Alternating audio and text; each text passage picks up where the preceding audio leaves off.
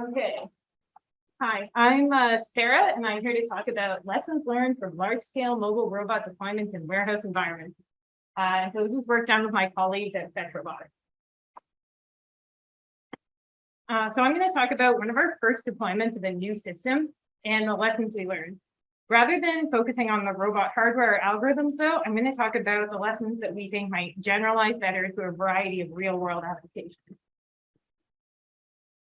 So early last year, we deployed a fleet of about 30 robots to an area of a warehouse that was around 100,000 square feet.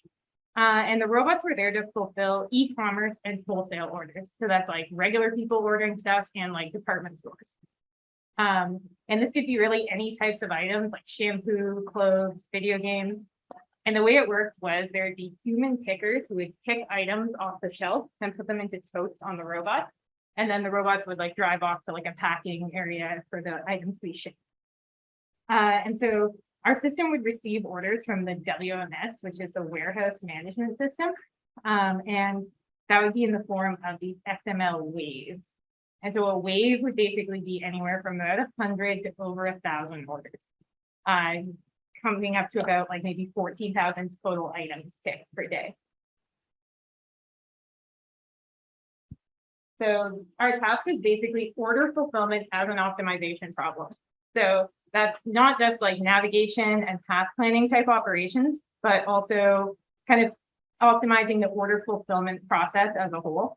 And so there were a ton of things to optimize over, like the path length, the idle time, even the volume of items that fit on the robot, or like the shipping time.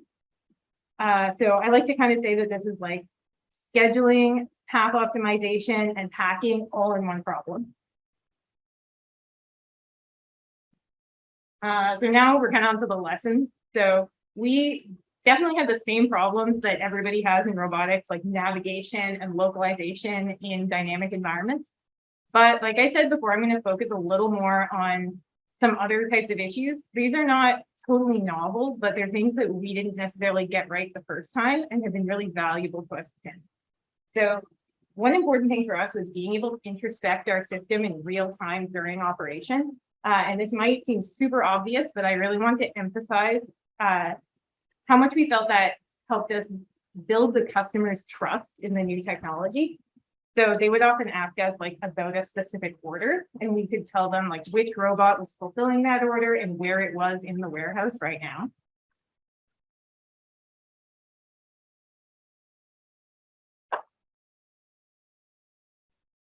Another thing would be, so for the hardware, once the robot's in the field, it can be kind of hard to make any hardware changes, but we did make the robot configurable in a number of important ways. So the robot supports various sizes, shapes, numbers of totes, and even some accessories that aren't totes, like the clothes rack.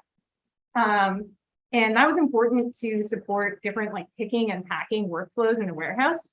And so an example would be that like when you're picking orders that consist of multiple items per order, generally the robot has to have multiple totes on it because they like to put only one order per tote.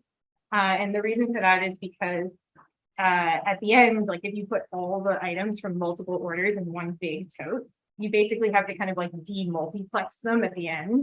It's a big waste of time. So for simulation and testing, we did all the usual stuff like integration testing and like unit tests. But we also built a scaled down version of the customer warehouse at our own facility. And the other big thing we did was we actually wrote our own simulator. And that simulated the movement of like inventory, humans, and robots around the warehouse. And I'd say the biggest thing for us there was that the input and output to the simulator were identical to real life operations. So you could set up a similar situation in simulation and compare the output to real life. Okay, last thing I'm talking about really quick is how did we model the input to our system for like testing? And basically before we started, we got like multiple weeks of the customer's XML data, and we used that to build a profile of the characteristics of the customer's waves. And then you can see in the heat maps that we basically use the customer data to create synthetic data that was representative of the distribution of the customer's items in our own facility. And not only was it for like representative of the item locations, which is what you see in the heat map, but also like the size of the items, the weight of the items. And with that pipeline, we were also able to generate like sort of irregular test data for testing edge cases. All right, that's it for me.